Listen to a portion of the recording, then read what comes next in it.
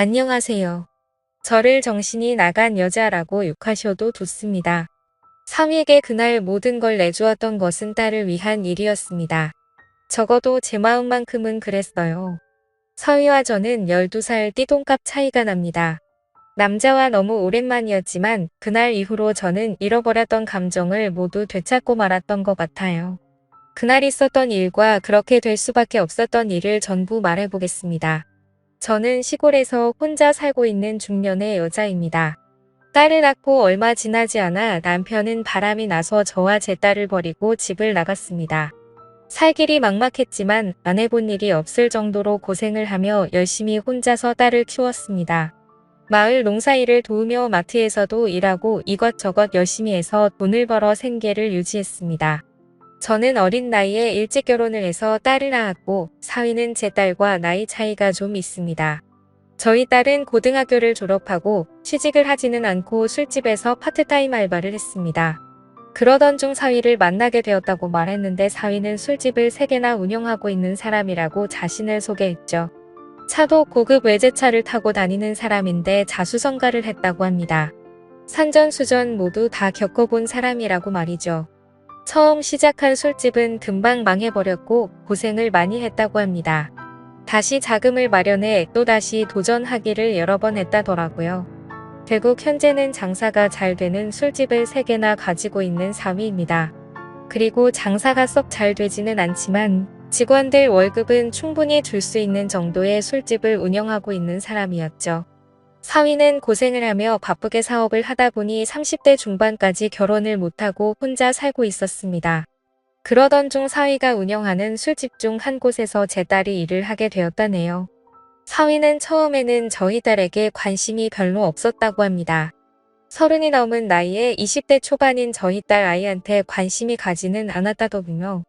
그러다가 일을 마친 저희 딸을 집에 데려다 준 적이 있었는데 저희 딸이 자취하는 집 근처에 있는 술집에서 둘은 술을 한잔하게 되었고 그곳에서 둘은 눈이 맞아버렸다고 했습니다.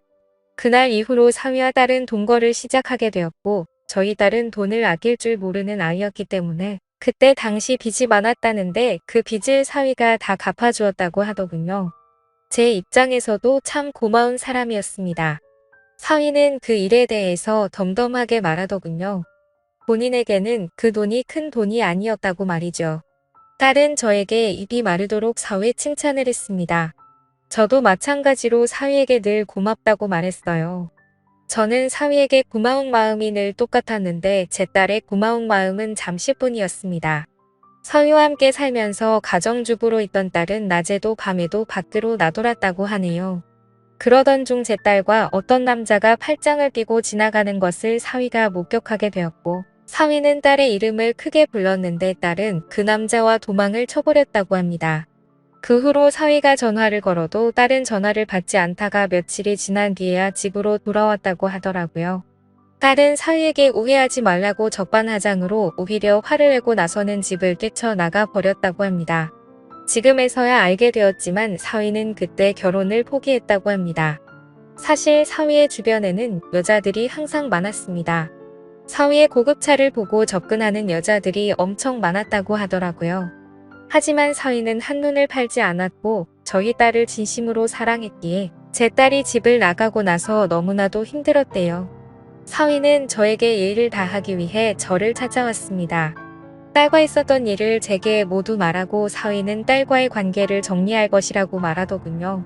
제가 살고 있는 허름한 시골집을 다시 지어주겠다고 약속했던 사위였습니다. 그렇게 착한 사위가 저희 딸 때문에 상처를 받은 이야기를 들려주는데 미안한 마음에 저도 모르게 눈물이 나더군요. 혼자 마트에서 일을 하면서 살아가는 저도 외로운 여자입니다. 하지만 제겐 가장 소중한 딸 하나 있는 거 그게 위안이었고 그 딸 걱정으로 그 모진 세월을 견디며 보냈습니다. 딸이 얼른 좋은 남자 만나서 안정이 되었으면 하는 바람으로 살았죠. 사위를 만나 함께 사는 딸을 보며 좀 안심을 하고 있었는데 사위가 찾아와서 하는 얘기를 듣고 저는 충격을 받았습니다. 한참을 멍하니 있다가 사위가 일어나려고 해서 저는 잠깐만 기다리라고 말했고 사위에게 저녁 식사를 차려주었죠. 사위와 저녁을 먹으며 같이 술을 마셨는데 사위는 술이 오르는지 점점 많은 얘기를 하더군요. 사위는 저희 딸이 집을 나가서 너무 힘들다는 얘기도 했습니다. 그리고 자기가 어떻게 살아왔는지 얼마나 고생을 했는지에 대해서도 얘기를 하더라고요. 사위가 고생한 얘기를 할 때는 저도 눈물이 나더라고요. 저도 사위 못지않게 고생을 하고 살았던 것이 생각나 동병상련의 마음으로 울었습니다. 술에 취해서 그랬던 건지 사위도 울고 저도 울었습니다. 사위는 제가 얘기를 잘 들어줘서 고맙다고 하더군요. 저는 사위가 고마웠습니다. 딸과 짧은 기간 동거를 했을 뿐인데 사위는 저에게 예의를 다하기 위해 저를 찾아왔으니까요. 사위는 결국 딸과 헤어질 수밖에 없다고 얘기를 했고 저는 사위에게 뜻대로 하라고 말했습니다. 그리고 울고 있는 사위를 토닥여주며 안아주었습니다. 못된 딸 때문에 상처 줘서 미안하다며 사위를 안고 저는 이렇게 위로해 주었습니다. 이 말에 사위는 어린아이처럼 엉엉 울더라고요. 사위는 한참을 울더니 누가 먼저라고 할 것도 없이 저와 사위는 사고를 치고야 말았습니다. 저는 너무 부끄러웠습니다. 하지만 사위가 원하는 대로 하도록 해주는 것이 딸의 죄를 조금이라도 씻어주는 길이라고 생각했습니다. 물론 사실 저도 좋았습니다. 어떤 남자도 저에게 주지 못했던 감정을 사위가 저에게 주었습니다. 다음날 아침 저는 사위에게 식사를 차려주었는데 사위는 허기가 졌는지 허겁지겁 식사를 했습니다. 그 모습을 볼 때 제 마음은 너무도 흐뭇했습니다. 밥을 먹고 사위는 돌아가게 되었죠. 저는 사위를 보낼 때 이상한 마음이 들었습니다. 딸을 걱정하고 사위에게 미안한 것이 아니라 사위가 가는 것이 아쉬웠습니다. 저 갈게요. 이렇게 말하는 사위에게 저도 모르게 언제 또 올 건지 이렇게 물어봤고 저도 모르게 나온 이 말에 깜짝 놀랐습니다. 사위는 대답을 하지 않고 그대로 갔습니다. 사위는 그날 집으로 돌아가서 딸의 짐을 모두 밖에 내놓고 딸에게 짐 가져가라고 연락을 했습니다. 딸은 별말 없이 가서 짐을 가지고 갔는데 사위는 그렇게 마음이 아프지 않았다고 합니다. 그날 이후로 사위를 다시 볼 수 없을 거라 생각했습니다. 하지만 사위는 일주일에 3번 정도 저를 찾아왔습니다. 사위가 올 때마다 저는 너무 반가웠고 행복한 시간을 보내게 되었죠. 그렇게 하는 것이 죄를 지은 딸을 대신해서 사위에게 사과하는 것이라고 스스로에게 거짓말을 했습니다. 생각은 그렇게 했지만 사위가 돌아간다며 저희 집을 나설 때면 저는 너무나도 아쉬웠습니다. 얼마 전에 사위가 이런 말을 하더군요. 곧 제가 사는 곳으로 모셔갈게요. 저는 그 말을 듣고 눈물이 났습니다. 저는 사위에게 그런 소리 하지 말라고 했습니다. 딸을 대신해 자네에게 사죄를 한 것일 뿐 다른 욕심은 없다고 말했습니다. 사위는 그냥 그런 줄 알고 계세요. 이렇게 말하는데 저도 모르게 눈웃음을 치게 되더군요. 그리고 며칠 전 사위가 진짜로 트럭을 보냈습니다. 짐을 모두 실어 보내라고 하더군요. 저는 마지못해 저의 짐을 그 트럭에 실어서 보냈습니다. 이래도 되는 것일까 하는 생각이 들지만 어차피 한 번뿐인 인생인데 그냥 흘러가는 대로 살아보려고 합니다.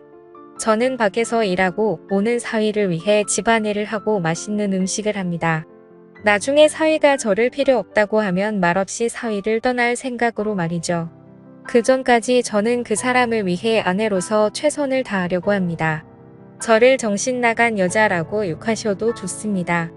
하지만 저도 정말 힘들고 외롭게 살았기에 지금 이 상황이 너무나도 꿈만 같고 가급적이면 이 꿈이 빨리 깨지지 않았으면 하는 바램만 가득합니다. 그리고 딸은 그 못된 짓을 하고 난 뒤로 저와 연락을 단절해서 지금은 어떻게 지내고 있는지 잘 모르겠네요. 저도 너무 실망했던 터라 관심도 크게 가지가 않고요. 여러분들은 이 상황을 어떻게 보시나요? 지금까지 제 사연을 들어주셔서 감사드립니다. 모두 한 번뿐인 인생인데 남들 눈치 보지 마시고 행복하게 사시길 바랄게요. 감사합니다.